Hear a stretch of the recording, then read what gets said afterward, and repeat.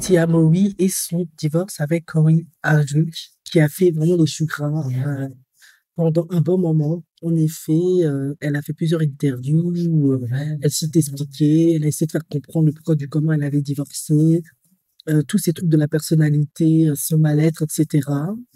Et ensuite, elle a fait plein d'interviews pour expliquer à quel point c'était difficile de retrouver l'amour, de retrouver quelqu'un, etc. Puis, il faut être aussi réaliste, hein.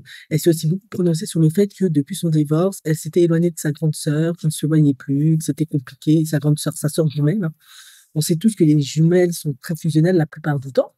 On va pas faire de généralité, mais la plupart du temps. Qui plus est, elle s'est pris énormément de critiques parce que Corey Hardwick est jugé comme un homme super, un bon mari, un bon ami, un bon père. Il n'y a pas de problème avec cet homme, donc les gens ne comprenaient pas sa décision. Donc ils se sont dit qu'elle n'avait pas mûrement réfléchi, qu'elle s'était précipitée, qu'elle avait suivi cette tendance de divorcer et qu'elle allait regretter, etc. Qui plus est, Corey Hardwick, il a fait un film il y a pas longtemps, hein, ça a été un beau retour, un beau succès, car il s'était un peu prononcé sur ce divorce et il avait dit à quel point ça avait été dur pour lui, qu'il avait pleuré pendant des nuits et des nuits, il n'arrivait même pas à trouver le sommeil tellement il aimait cette femme et il voulait pas perdre sa famille. Patatras, dans son émission, sa télé-réalité, Tia Mowry a avoué que face à la solitude, à la difficulté chaque jour d'être seule, de ne plus avoir cette personne avec qui parler, échanger, ce meilleur ami, cette personne avec qui tu étais depuis tellement longtemps, le père de tes enfants, qui te connaît quand même beaucoup plus que la plupart des gens, et que ça a commencé à être compliqué pour elle et qu'elle commençait à regretter d'avoir quitté Kerry Hendricks. Alors, c'est une phase après un divorce qui arrive assez souvent, hein. On a entendu plein de témoignages, vous pouvez voir sur ma chaîne, de femmes qui ont vécu ce vide-là. La perte de ce meilleur ami, la perte de ce soutien, cette personne qui était tout le temps là. En effet, une fois le moment, de solitude où tu peux faire ce que tu veux passer, tu es face à toi-même et c'est compliqué, c'est délicat parce que, avant, tu avais toujours quelqu'un avec qui tu pouvais parler, échanger, heu, qui te connaissait, qui savait te rassurer. Sauf que là, maintenant, tu es seule et dans son cas à elle, elle n'a pas retrouvé quelqu'un et maintenant, elle a peur de l'avenir, de la vieillesse qui s'approche, de beaucoup de choses. Ça l'insécurise profondément.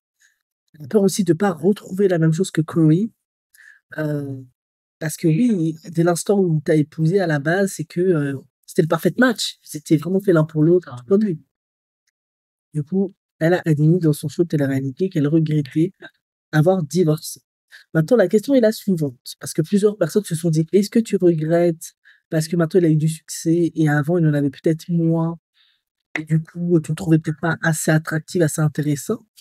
Ou est-ce que tu regrettes vraiment parce que tu réalises que tu as fait une erreur, que c'était vraiment une personne superbe et géniale et que tu aurais peut-être dû beaucoup plus travailler sur ton mariage, sur ta relation, sur ton couple?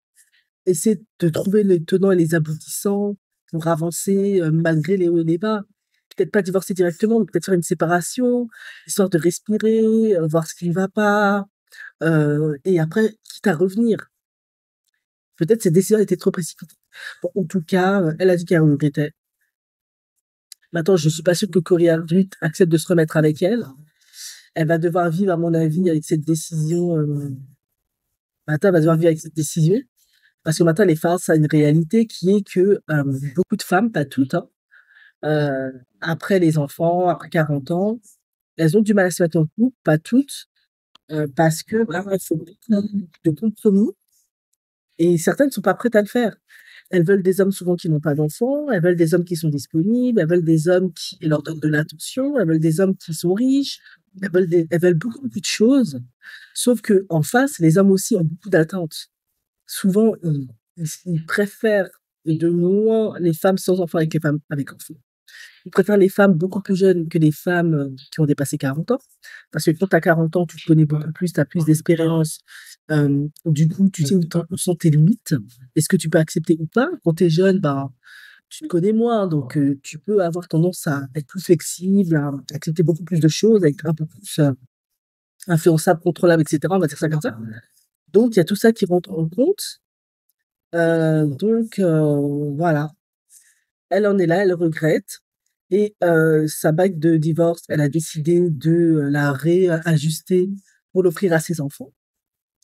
Bon, moi je sais pas. Est-ce qu'elle le pense vraiment ou elle dit ça parce que, elle est dans sa télé-réalité, elle veut faire des vues, générer de l'argent et c'est ce qu'il faut dire parce que c'est ce que les gens ont envie réellement d'entendre, que tu regrettes d'avoir laissé cet homme génial.